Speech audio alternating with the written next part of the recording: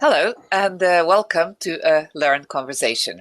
My name is Silvija, and my guests today are Rune, Rune Torhaug, who is Director of EU Affairs in DNV, and Klas Bendrik, who is the Chief Digital and Development Officer in DNV. Welcome. Thank you. Thank you. Sorry, I floundered on those titles, but they are quite heavy, so I will have to ask you to explain on them in a second. I will introduce the series very briefly before we get started with the conversation, just so people know what they are listening to. And so this one is a conversation in a series that Learn is doing together with the Norwegian School of Economics for a course that's running as a pilot in the autumn of 2021, focused on digitalization, sustainability, and strategy. And all the 6 conversations in the series are done with people from the company DNV, the Norske Veritas, where I am a board member, and where you are 2 people most responsible for the strategy that we are building at the moment. DNV is a more than 150-year-old company, but also one of the most innovative and international companies I know of. And so the work that you have created around sustainability as a growth engine and sustainability as a strategic driver, I think was perhaps the best example of sustainability in practice that I've seen anywhere. So the focus of this conversation, Rune and Klas, will be on how do you work with strategy and how do you involve the organization in what you believe is the necessary and positive disruption that's bridging us with tomorrow. Does that sound okay? Yeah. Perfect. Exciting topic. Very good. So we'll get back to strategy and sustainability in a second, but my first question is always, who are you and what drives you? And perhaps we can start with Klas. Who's Klas? Yeah, thank you. And my name is Klas Bendrik. I'm Swedish by nationality. My home is outside Gothenburg with my family, having 3 kids. But my working location is, as you said, Silvija, DNV is a global organization. So you can say the world is the working field, but the head office is based in Høvik, just outside of Oslo. And when I'm not working, I also have a very strong sense for the ocean. I like doing everything associated with water. If it's swimming, if it's sailing, just being on the ocean, I enjoy that environment very much, which also fits very well to DNV. And also the future when it comes to sustainability and the importance of the ocean. And if I'm not on the ocean in my spare time, I love riding a bike, but I'm also a sponsor. I'm actually a sponsor of a horse to my daughter.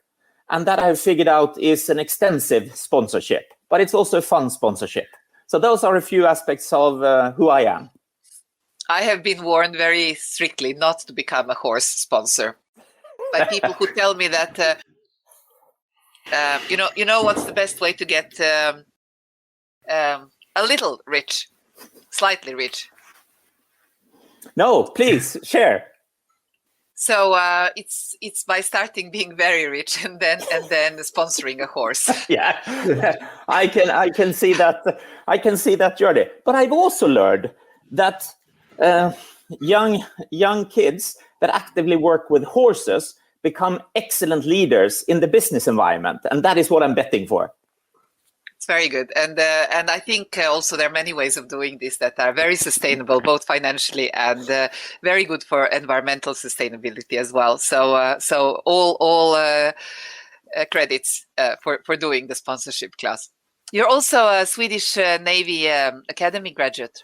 Yes, I started my career, and I was on the edge of actually being officer in the Swedish Navy and actually not being in the business environment. So I enjoyed the Swedish Navy and being in the military very much. But I also realized that is a fantastic start of a career.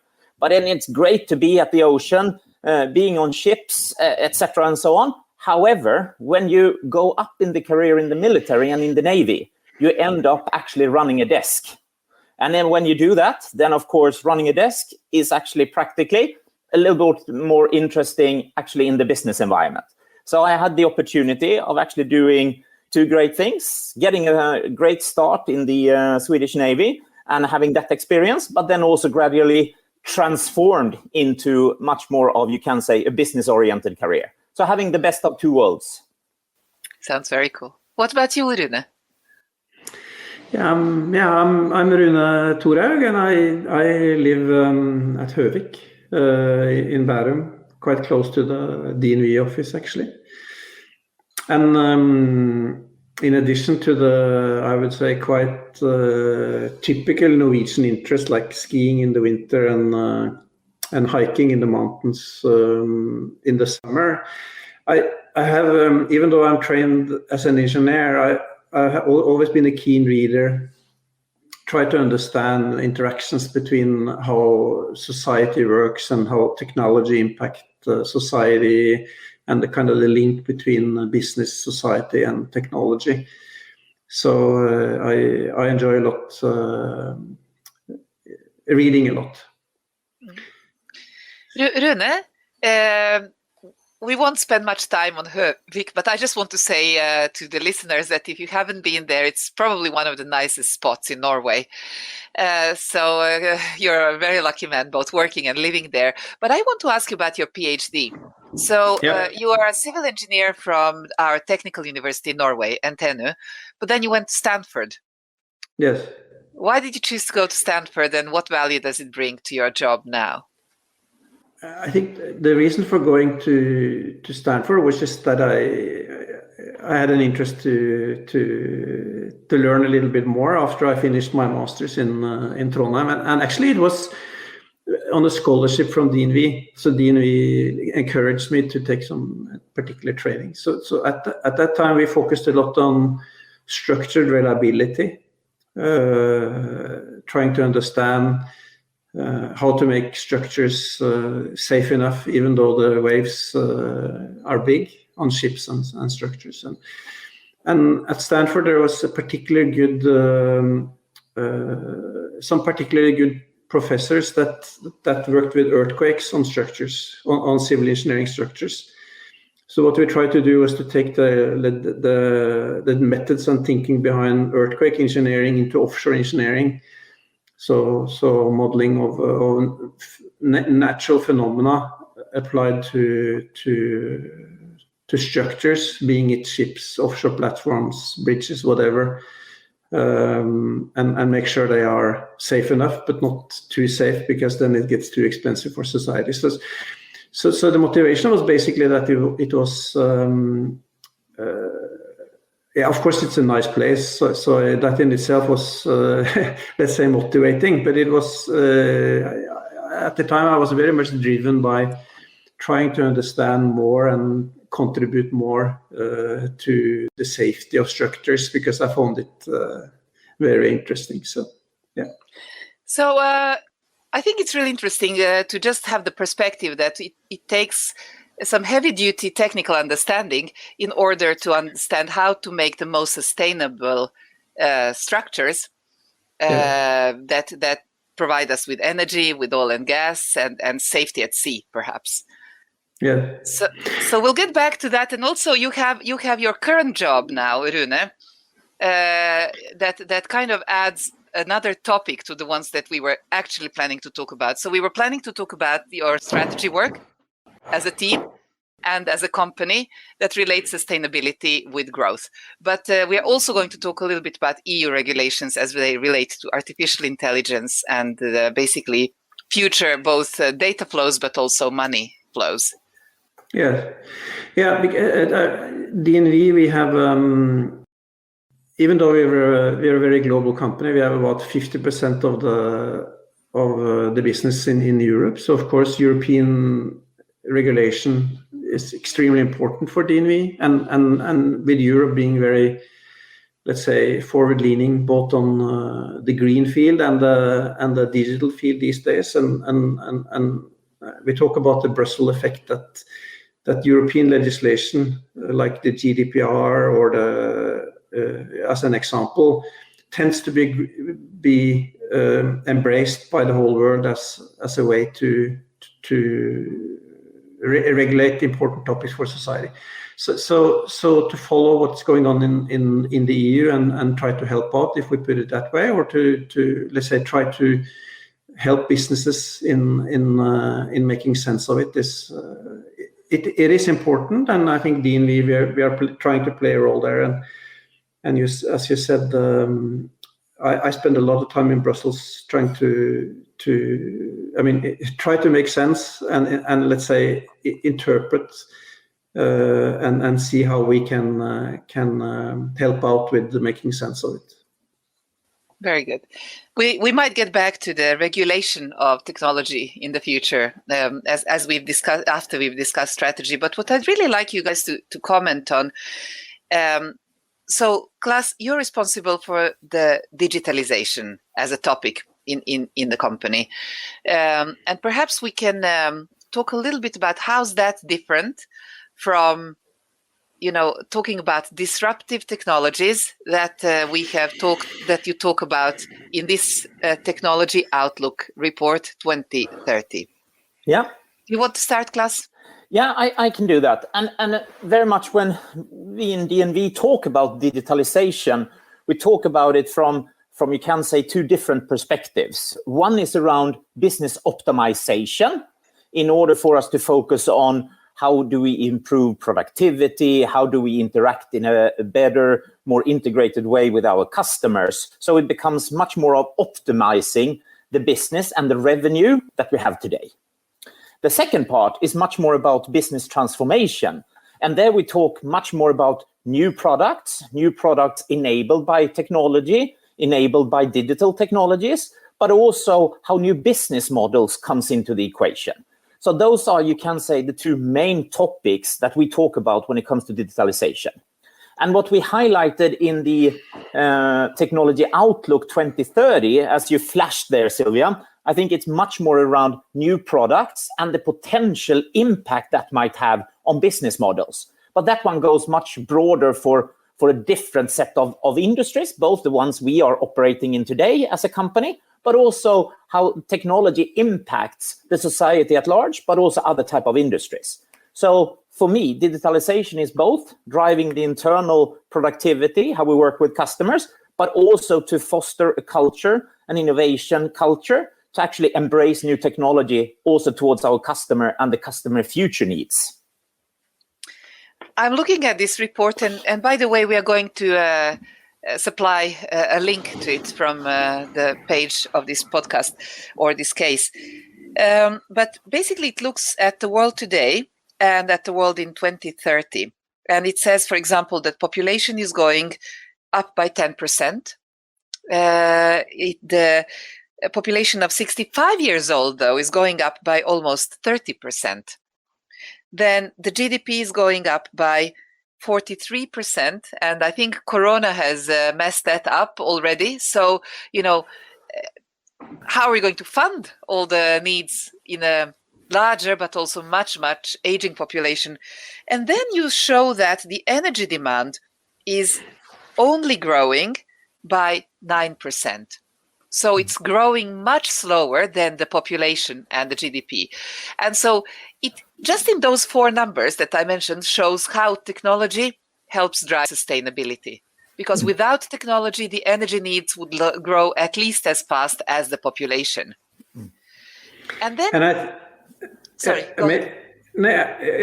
Just to build on what Klas said and what you said, I think it is a very important observation. I mean, concretely, of course, electrification contributes a lot to energy efficiency, which that's an important part of the equation. But the whole concept of technology improving the way we use resources and increase productivity, I mean, that has been a trend through history all the way, right? I mean, that's basically how modern societies have been shaped. Is taking on board new technology, improve productivity, and hence give more people access to better lives, really. And I think that is basically what is continuing today, that we are able to use resources more effectively. Of course, then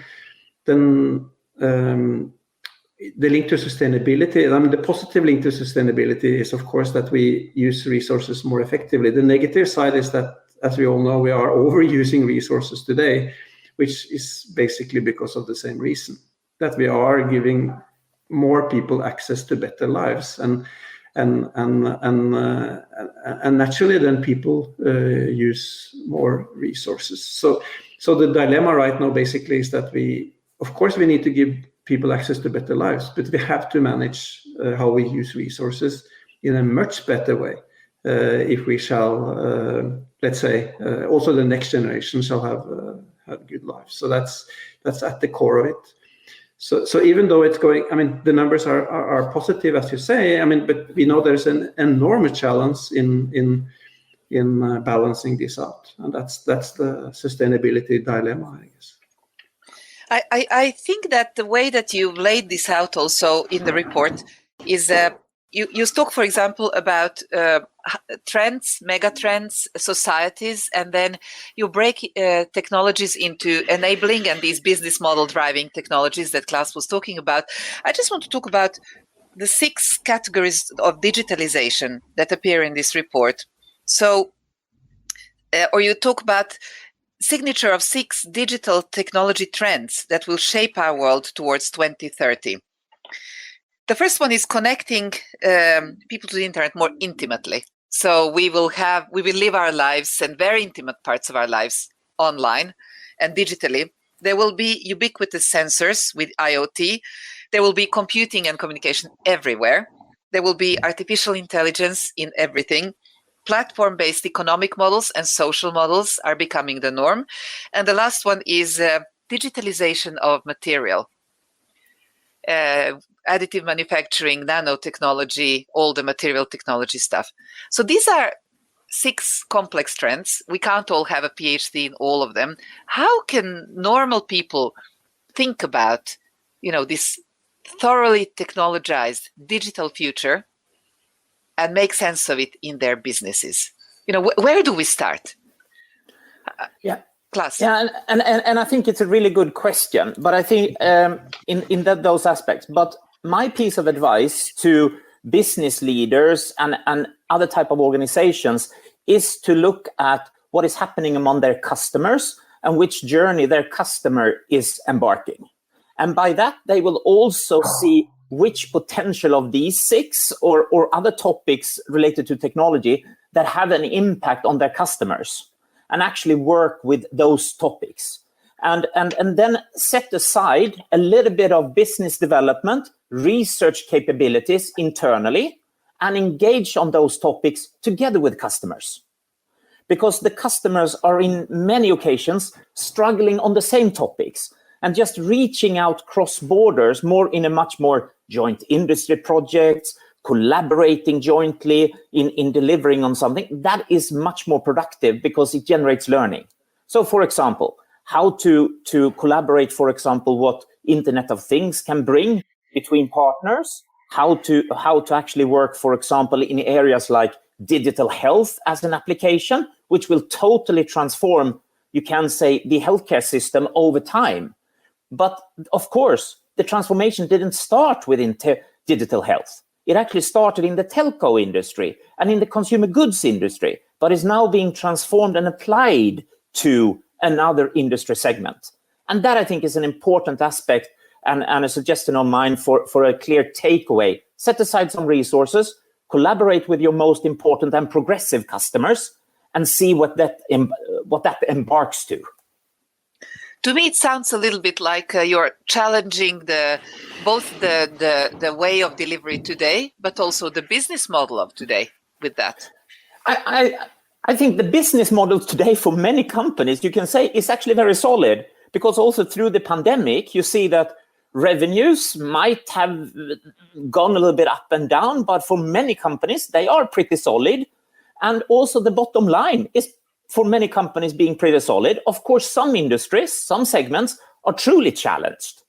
But looking at the future, of course, technology changes the business model. Today, you can actually say that many business models are based on hours. The input from individuals have a price, and that is a part of the price point for a product or a service. And that business model is valid today, it delivers value. However, long-term wise, it will be dramatically challenged. And in order not to end up in being too challenged, my advice and my experience also shows that try out new business models, dare to test them, and also maybe fail on them, but you will still learn a lot. And try it out, but not jeopardizing the whole company at once, but take small segments, small service line, or set up smaller companies on the side where you actually generate that learning. So I think the learning part and be bold enough to try it out is important. And if I may build on that, I think it is very important now to try to really understand the technologies that more people and people, more business people need to, let's say, not only understand the buzzwords, but actually go a little bit behind it and understand what's there. And at the same time, let's say, appreciate or realize that we do not understand everything. No one understands everything, and no one understands how this will turn out or play out. So as Klas is saying, to play and test and test small scale together with others, try to understand what's happening in other industries. It will be very important, because this will be shaped as we move forward to a very large degree. So, if I am to make a bumper sticker from what you're saying, it's don't fight the change, drive the change. And from what I hear you say as well, you say that we need a few hypotheses about the new. Nobody knows, but we need to guess, and then we need to test. So I think that the two of you have been driving a really interesting strategic process for DNV itself. And I would like you to tell us a little bit about the process. How was it structured? And what's your learning? Yeah. And I can start with that. And I think for me, being fairly new into a company with a history of more than 150 years, it was and is a really fantastic privilege to be so heavily involved together with Rune and a few other players on articulating the strategy towards 2025. But having that aspect of defining a strategy, the first big question we had was, how long in these times of turbulence, new technology, how long is a strategy period? Is it 1 year? Is it 3 years? Is it 5 years? Is it 10 years? And that, I think, is an important aspect to highlight. So we bounced a little bit about that. So we ended up more or less saying, well, actions are on a 1 year basis. A long horizon is towards 10 years. So certain aspects look far ahead, like the technology outlook. But then you also need to find a balance by being concrete and specific. And there we landed on having a 5-year approach. So we as an organization, a global organization, also can deliver some impact before we actually having it being revised. Then naturally, after approval for a 5-year strategy, we also come into an aspect of having at least yearly reviews, yearly updates, and some of those updates are more major than other updates. So that, I think, is the first important aspect. And the second aspect, which I would like to highlight before you can step in, Rune, and show a few aspects around how we looked at the outside world, we also defined a few principles that were important for us. And for us, it was important that it built upon our purpose, especially linked to safeguarding life, property, and the environment, also built upon our vision, but also then naturally took in the perspective of having both growth as an ambition, but also making sure that we are successful over time. So also making sure that we are resilient over time, pending how our industries are working. But then also it was very important for us to both build upon our history, but also be bold and transformative when it is required, and also where our customer segments are requiring this. So both building on our strength, but also be transformative. And then the last one as a principle for this was also to create a big engagement. Big engagement among our employees, among our important research stakeholders, among our important customers in getting their input on the journey ahead, but also looking at researchers, universities, and other important persons and institutions to give us input and learnings around strategy making and what we can expect for the future. So those are a few examples around what we created as a basis for the time horizon, as well as the principles we applied for the strategy initially. And then maybe, Rune, if you would say a few words around the approach we used. Yes. I guess in every strategy process or in anything anybody does that are pointing to the future, it's a combination of understanding how the world works, meaning which trends will be shaping the world in the years to come, and a self-assessment, meaning how do we create value today and how can we create value in the future, and then combine the two things, meaning combining where do we see the world going, where do we see our own value creation going, and where can we be at our best, meaning within which areas can we play, and exactly what will we do to win within the segments that we decide to play within. And then, of course, I mean, when we try to assess how the world works, as Klas said, I mean, we don't do that alone. I mean, we have a lot of very insightful people within the company, and we of course we used those resources, but we also engaged with the academia, other businesses, consulting companies that also think about the future. So we try to really very broadly understand how the world works. And then on the internal side, that is a lot linked. I mean, when I say how we create value, that is linked to business models to a large degree. What are the fundamentals? And we also can try to really address and articulate how have we created success in the past? Where do we have the highest likelihood of winning? And for us, of course, as an independent assurance and risk management company, it's a lot about where there's regulatory and technical complexity, where there's high risk, and where there's a combination of the two. Then there's typically a need for being competent, and that's where we find our sweet spots, really. So I want to bring in a perspective from the board here. And it's basically that in many strategy processes elsewhere, I experienced that the company develops, a very advanced strategy, and then you have a strategy day with the board, and basically you're presented what's pretty much a final outcome. I really want to compliment you on involving many of these stakeholders, including the board, all through the process, because then at the end we all understood it, and we all felt that it makes sense. Maybe it's even the only way forward. So I want to ask you a little bit about, how do you create space to do that without actually but the problem with boards and many other stakeholders is that, they want you to figure out digitalization and tell them what's going to happen. And very often, therefore, there is a business model saying that, here we are and we do our service today, and then some magic happens, and then we become a platform company. And that magic, that we'll figure out as we go along.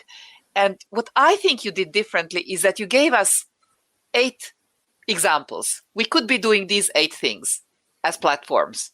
What do you think works? What do you think would work slightly better if we tweaked it? And by working with concrete stuff, in health assurance or in energy optimization in energy markets, or, very concrete things, the board started to understand what does a platform-based business model really mean for us? What does a data-driven company look like if it's with our heritage? So, how did you create those hypotheses, and how did you manage to get the stakeholders to kind of start agreeing? I think maybe I could start on this one, Klas, because I think Silvija, I think the starting point was really out of respect for all the competence in the board. I mean, meaning that we felt that we had some idea about concepts that we had to vet with the board in respect for all the competence in the board. I mean, that was a starting point, meaning that we truly believed that we will have a better result in the end if we did it that way. I think that was at least a starting point. But then, of course, we also realized, exactly as you say, I mean, it's much easier to have a good conversation with people that with a mixed background, the more concrete we are able to be as basis for discussion. So that was also a very conscious choice to try to, let's say, articulate as precisely as possible and bring to the table as good basis for discussion as possible in order to get help to improve what we have already done. So I think that was the thinking behind it, at least as I saw it. But maybe you will add on to that, Klas. No, but I think you're spot on. And I think in addition to what you said, Rune, we also did a similar approach, Silvija, towards some internal key stakeholders. And almost we engaged 10% of the staff we have in DNV during the strategy process. So we also got a lot of input from internal stakeholders. We did similar exercises with some of the external advisors, but also with academia and a few other experts, including the board of directors. So we got similar questions popped and asked to those teams. And then, of course, we compiled the hypothesis, and then we brought it for verification to the board of directors. So it became much more a journey which was created while we were walking. And that aspect was really important. Then in addition to that, we also took the liberty or the opportunity to also have one-to-one sessions with the board members. And that was, I felt, also really valuable for us in the strategy team, but also really appreciated by the board of directors, because then you could go even more deep in the specific, you can say, subject matter expert areas, which were a little bit different by the board members. And that was also very, very useful during the process. And not only a one-timer, but actually, maybe thanks to you can say, COVID, we also ended up in having a little bit of a longer strategy process than originally planned, which also made us a little bit more active, you can say, in engaging with the board of directors, and also partly completing the strategy process purely digitally using Teams and other tools for the collaboration. And that also created a different type of engagement, but also a successful engagement. So I just want to comment very quickly on one thing there. I think you were very good also at figuring out new rules of the road, new ways of interacting when we had to do strategy sessions digitally. I mean, normally it's a nightmare to listen to hours on end on a team meeting, but you brought it down to many smaller sections. And then you told us that, these are the 2 questions that we will want you to answer after every of those sections. And this is the order in which we will be asking you to take the floor. And you only have 2 minutes each, so that, it became manageable. And it became also active. And so I think that's an important part of figuring out how to work strategy in both COVID, but also post-COVID times. But something I'd really like to ask both you and Rune, you choose who goes first now, is your work with champions. Because one of the things that I think worked really well in this process is that you managed to find a group of people who were more impatient than the rest to bring about this necessary change. And these were the people that actually helped formulate some of the most important hypotheses. And how did that work out? What are your lessons learned? Do you want to go first, Rune? Or? No, I can actually go first on that one, because that was primarily, this was a conversation initially between myself and our chief people officer and our CEO how to create the strategy team. And of course, the first exercise was to practically assign a project manager and a project leader for it. And that became an excellent choice and a performance in the end by Rune. And then, of course, myself, our CEO, Remi, and our group people officer, Gro, we also then decided how will we pick a team that will both build upon our history, but also be able to cover the transformative part. And then we very much also looked at our succession planning list and looked at people who we feel are really progressive, but they can also represent the company really well. And then we actually combined that into, you can say, our core strategy team, which was then run by myself and Rune and our colleague Silvija in over a period of a little bit more than a year. So you can say it was a deliberate pick of people that can both represent the history, but also be bold enough and important stakeholders internally to actually, you can say, sow the seeds for the future and the future success.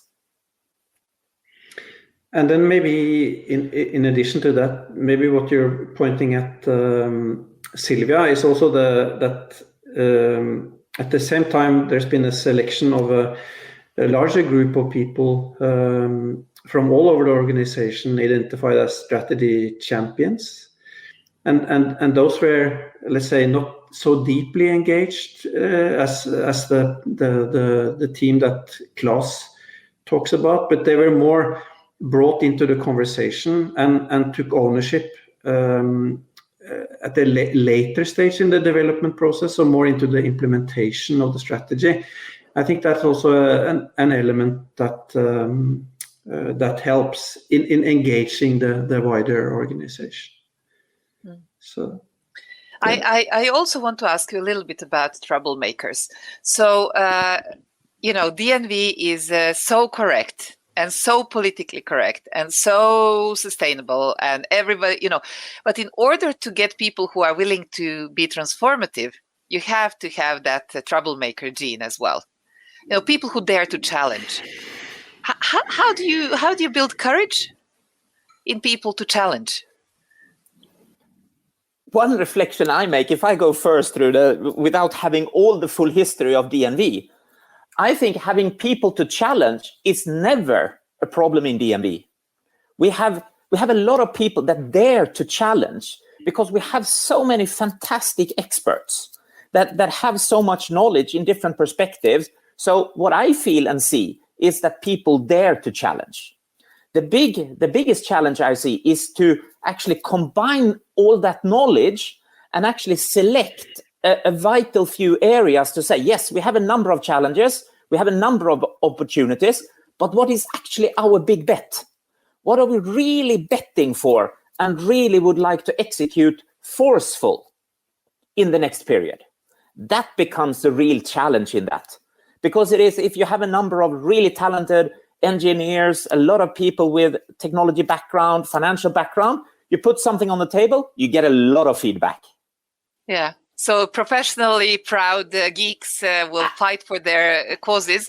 So the question is basically how to prioritize and unite. Yeah, and also get then people to understand that there are different perspectives, but at some point in time, we need to make a bet. Because otherwise we don't move forward. Yeah. What do you think, Rune? No, I think, let's say, challenging micro, if I may say, meaning challenging small things. I don't think that is not the challenge in DNV. Meaning people are recruited and trained for asking questions with everything. Actually challenging things so that they shall not go wrong. I think maybe the hardest part is to challenge more on the conceptual level, the more overall level. That takes a different attitude and a different maturity, both to challenge and to absorb the challenge. And that is, of course, more difficult. I think one important aspect there is to have a combination of people that have spent most of their life outside DNV and some that have spent their life mostly within, and then make a mix of that. Because then if you come from the outside, like Klas did some years ago, you naturally ask different questions. And by combining that with people that will and maybe instinctively resist, but if people are, let's say, mature enough, they will absorb the important part, and together then we will make better progress, I think. So a combination of, let's say, people that are mostly trained outside, but still having respect for the internal culture, and vice versa. Because if you only train internally and do not have respect for what other people bring to the table, then it doesn't make sense. So you need both, and you need respect between the two sides. I think this last element is very, very important, I think. And I think it's also so. Klas talked about prioritization and basically unifying and necessity take bets. You talk about respecting the different perspectives and making room for a combination of those. Positive friction is, I think, also a nice image here. I really like all of your perspectives. I think that strategy work too often bears, a trend of. Let's just check the boxes and then we conclude that this is all very important and it's really very urgent, but we refuse to be very concrete. And I think that the way that you were concrete and disruptive with a smile and encouragement and made it into everybody's strategy was wonderful. We are running out of time. I want to put two topics still on the table, and we'll try to go through them very quickly. I think that also what you said, Rune, about one thing is challenging scientifically or technically something, but the other thing is challenging the identity of the company. And many companies at the moment are trying to make this transition where actually their core identity is at stake. You're going from being a product company or a services company or a solutions company to a platform company, data-driven, AI-enabled, algorithms-driven. And, I think the really difficult challenge in these strategies is understanding completely new business models. And I want to ask both of you, what role do technologists have in driving the new business models, and what role do business people have in understanding how technology does that? So it's kind of the interplay of technology and business, and how do you create new financial value, new social value? The other question I'd like us to spend just a few minutes on is Rune's statement saying that assurance of digital assets is an immature field.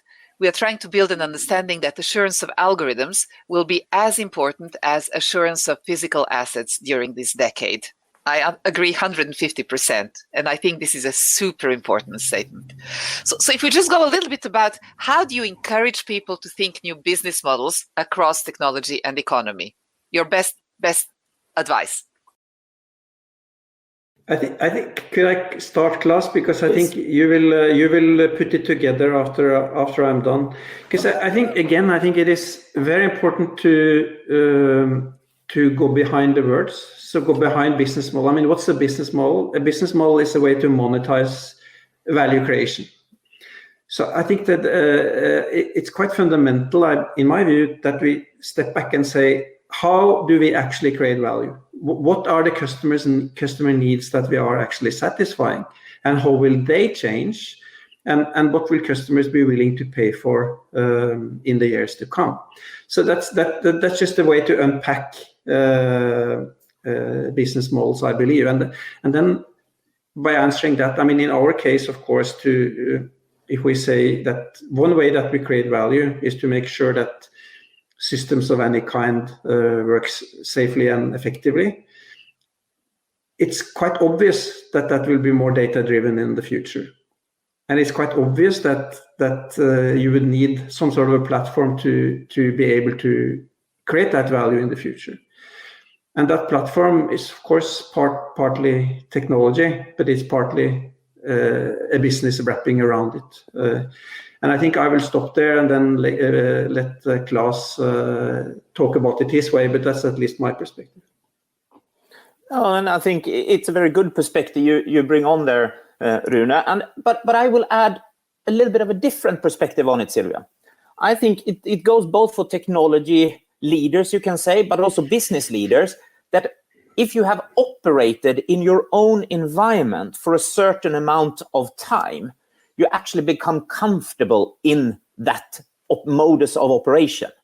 So I think it is also important to actually look at people who might not have been successful or is not successful within the technology or business environment, and see how they would actually structure a new business for the future. So looking at, if you take the sports metaphor, if you won 8 Olympic gold medals, you're not as hungry for your 9th medal compared to the one that hasn't won any medal at all.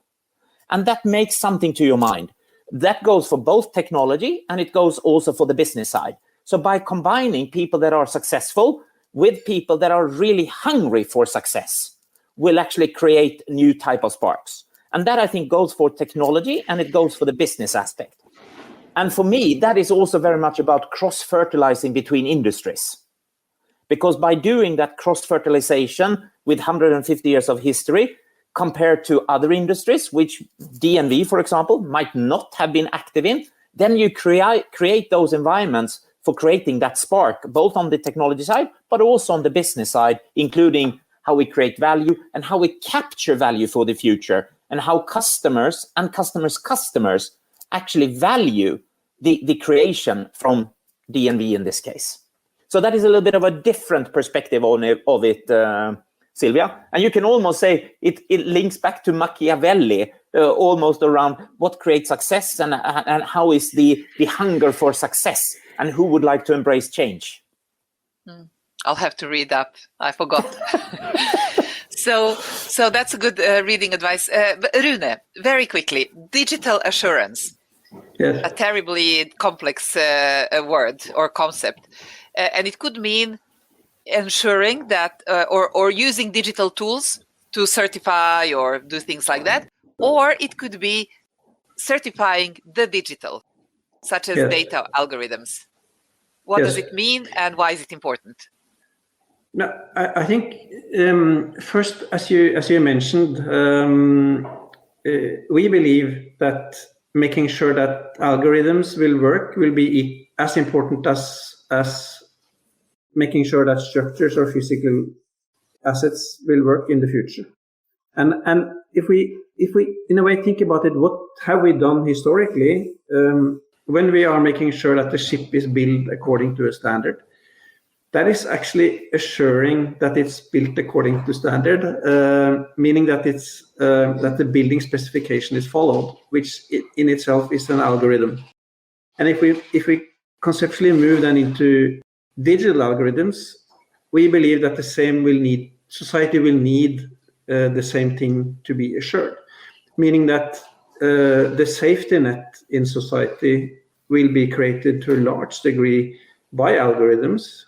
And if we shall have a well-functioning society, we need to make sure that that safety net actually works. And of course, we don't know exactly how that plays out, but we do think that, for example, with artificial intelligence, that there will be a need for someone standing on the outside and let's say metaphorically looking into the algorithm and making sure that it works. And that will be, of course, not a one-off, but it has to be continuous because it is a learning algorithm by definition. So essentially, it is that, I mean, in earlier days, when new things happened, it happened physically. And then there was a need to make sure that those physical transitions happened in control. And now we see a much deeper transition, and hence an even more deeper and more complicated need that it will, let's say, work in society society's interests, which will be that it works safely and reliably. So I think what we mean with digital assurance or assurance of digital assets is making sure that, let's say, a digitized society is a safe, reliable, and sustainable society. And we would like to contribute to that. Very cool. Any final words from you, Klas? What do you think is the most important success factor for the strategic disruption in a good way? That from my side would be to build on your strength and know how you create value, but then also be bold enough to really try out new things, and not only have a theater to show that you're trying out new things, but actually put some skin in the game of really trying it out and also supporting it. That would be my most important advice. Rune? I think in addition to what we have already said, or maybe I'm repeating myself, but I think it is very fundamental when things are happening really, really fast, is to think through what is actually your value creation, and then make sure that you are future-proof in how you deliver your value creation, and that's obviously by taking into account all technologies, including digital technologies, as best as you can. But at the same time, as you stressed in the beginning, no company in the future will be a company if it's not dealing with what it does in a sustainable way. So we have to understand how we can create value in a way that doesn't damage the world long term. So I think that's to think those things through very carefully is important for everybody. I'm not going to go through the recommended literature that both of you had, because you both have brilliant books, including the Brené Brown Dare to Lead from Klas, and the Mission Economy by Mariana Mazzucato that was brought up by Rune. There's one I want to ask you just very briefly about, Rune, and it's The Grand Transitions. We haven't talked about that book in Learn before, and I think it's a very important mention. Why is it an important book? Yeah, this is a book by Vaclav Smil, who is an author who writes a lot about, I guess, how the world works, or it has worked. So the book is basically about how has modern society been shaped, and that means how has energy transitioned, how has agriculture transitioned, how has the economy transitioned, how has urbanization happened, and so on, and not the least how all these forces play together. So there's not a simple formula for change, meaning that the changes that happen in society are interlinked. And when we talk about the impact of the digitalization, I think it's a very important learning that how all these forces come together. And when we are able to understand it, then we can, let's say, increase efficiency and productivity without sacrificing sustainability.